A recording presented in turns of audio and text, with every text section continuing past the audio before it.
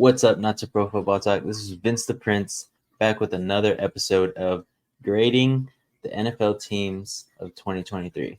So today we're going to be grading the Baltimore Ravens. And I mean, it was kind of a unanimous decision. I guess I graded them a little bit lower than the guys, Reed and AJ I'm talking about. I have them at an A- for the year. AJ and Reed collectively have an A rating for the Baltimore Ravens. So just a tiny bit better than me. But I think the Baltimore Ravens did great. Lamar Jackson had another great year, and it seemed as if the Ravens' run game and their defense were basically unstoppable with whoever they had in there. Of course, until playoffs rolled around. But nonetheless, the Ravens went 13-4 this season. So, in my opinion, I did not have them going that high. I thought they were going to be a decent team, win their division most likely, but going 13-4 is great. And they went 10-2 in their last 12 games, and out of their division, they went a whopping 10-1, only losing to the Colts in possibly a game of a fluke there. Just had a bad game, bad week. Could have gone perfect against the other NFL teams out of their division. So they did lose to the Steelers twice. So it seems like the Steelers have the Ravens' number. Not too sure what happened there, but in both games the score was 17-10. Other than that, they lost to the Browns. I believe that game was 33-31. So again, these games were all winnable. Out of all four losses, all four of them were within one possession, where they could have tied and gone to overtime, or it could have gone for the extra point and won the game. But getting back to their playoff run, they went in, beat the Texans after their bye week, and then they lost to the Kansas City Chiefs, who ended up winning the Super Bowl. So it seems like Patrick Mahomes was just destined to win this year, and Lamar Jackson and the Ravens could not stop them. So other than that, let's get into their overall season, starting way back from their 2023 draft picks. So, of course, round 1, pick 22. Everybody knows this pick because in fantasy, it was a good pickup if you got this guy in the 5th or 6th round. His name is Zay Flowers. They got him at pick 22.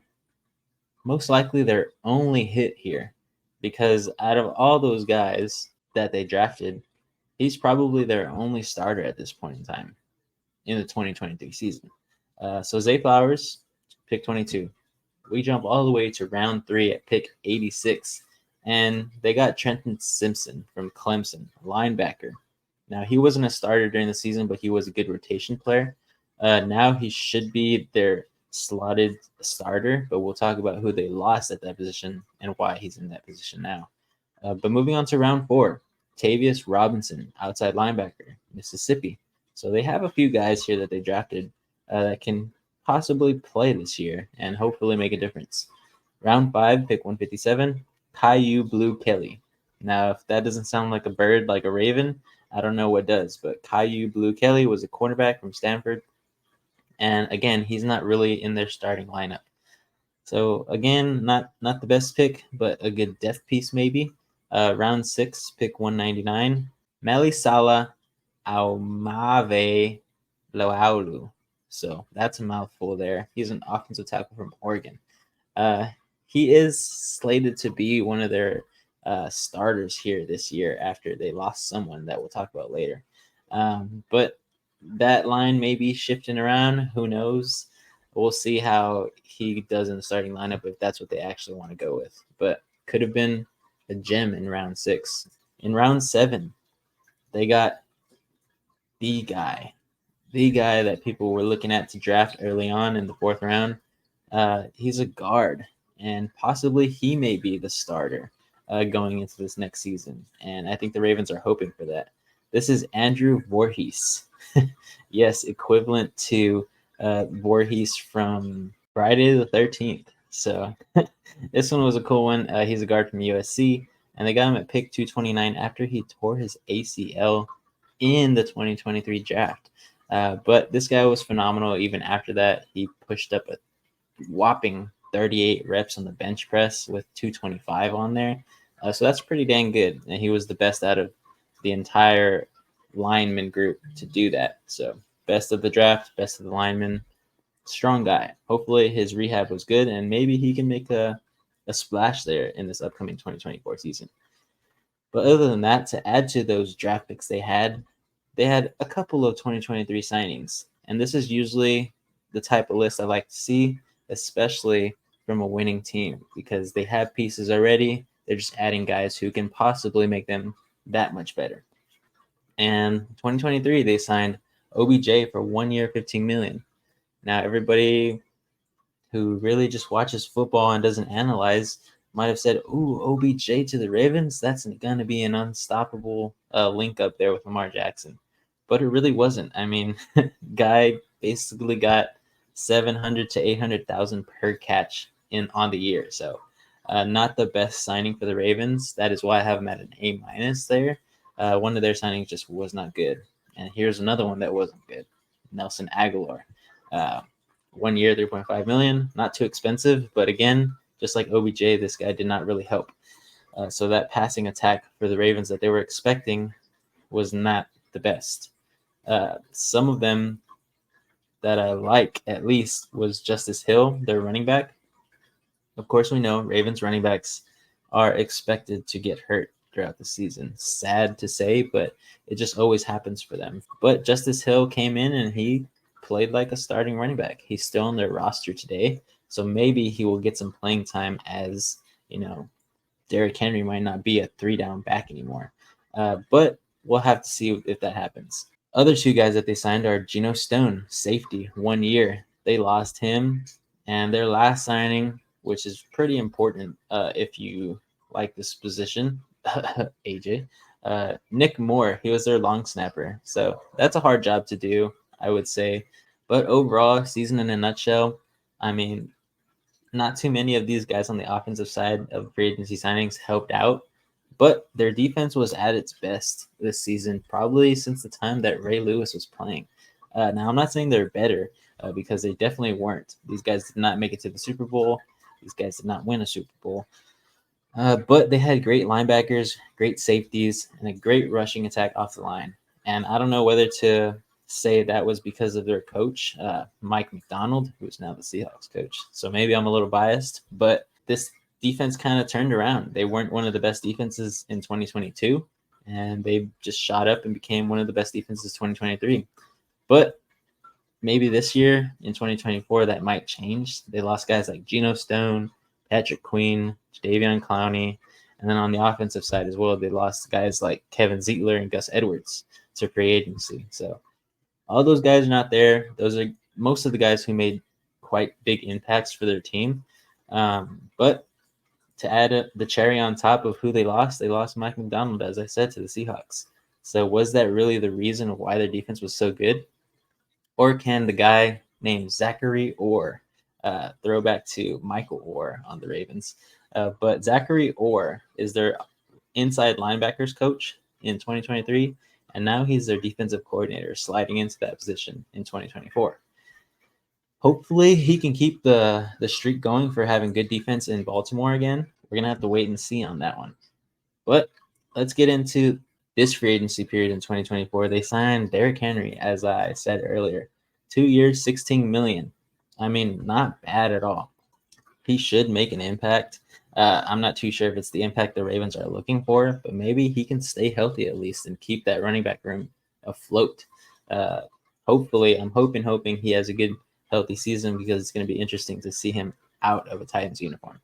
But other than that, they signed a lot of guys that were already on their roster in 2023.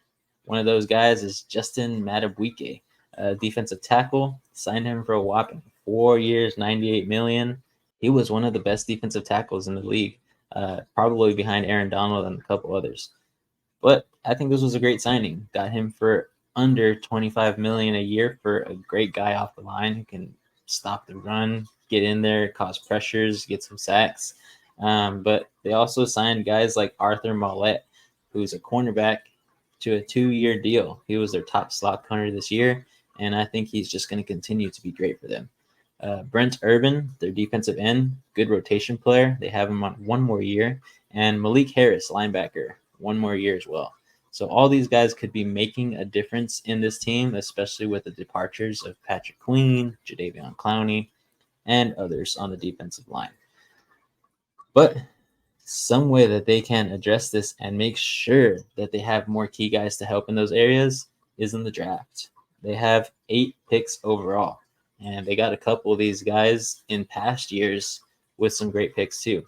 So this year, 2024, they have the 30th pick in round 1, the 62nd pick in round 2, 93rd pick in round 3, 113th pick in round 4, and a compensatory pick at 135 in round 4 as well. Round 5, they have pick 165. Round 6, another compensatory pick at 218. And round 7, they have 2 picks, one a compensatory pick from the Jets at 228. And lastly, pick 250. So quite a bit of good picks, especially 5 picks in the top 4 rounds. You could definitely find a lot of key pieces there, especially on the defensive side. So hopefully they can do well there. We'll have to wait and see. But I think the Ravens are set up to possibly have another good season coming in. Now, do I think they'll go 13-4 again in 2024? I don't think so. I think they might be just under that, or hovering around 10 to 11 wins, might be fighting another team, maybe even the Bengals at this point in time, if they can stay healthy, for that top spot. And last but not least, their plan going forward. I do believe that they just need to retool their offensive weapons. Of course, they have Derrick Henry, their new toy for Lamar Jackson. We'll see how that ends up. But they need help at the wide receiver position. Zay Flowers can't do it all. Maybe with their 30th pick, they're going to go offense again, trying to snag one of the top wide receivers, because they won't get the top one at pick 30 unless they trade up. But they could get someone who can assist Zay Flowers there. Adding to that, in the draft at least, they need to stack up that 7-man box. I'm pretty sure Zachary Orr wouldn't mind snagging a few good guys either in that first, second, third, or fourth round pick to help with the linebacker situation, defensive end situation, because they already have a stud defensive tackle, and they just need a little bit more help on those edges to get some pass rush like they were in 2023. But other than that, I think I have high hopes for them to be a winning team still. How many wins are they going to get? We'll have to wait and see on that. But I think they can possibly get a flicker back over there on the defensive side if they can just hit in this draft. Because right now they only have 13.8 million in cap space. And yes, they can move things around. They can make sure that they have more to try to sign some more defensive guys. But at this point in time in free agency, there's not too many more that can stack up to the type of production that they lost from the guys like Patrick Queen and Jadeveon Clowney. So, again, guys, I have them rated an A-. Adrian Reed have them rated an A for the 2023 season. And the outlook for their team looks pretty good. So let us know down in the comments what you guys think. What do you have them graded? What do they need to work on? And, of course, if you agree with me here, hit the like button. And, of course, join our Discord and let us know of any videos that you guys want us to do, that you want to see, that may be interesting for our channel to try out. Other than that, guys, make sure you catch us live on Mondays, and go ahead and hit that subscribe button if you're feeling generous. But other than that, guys, thank you for watching. Again, hit the like button, and as we always say, keep on grinding.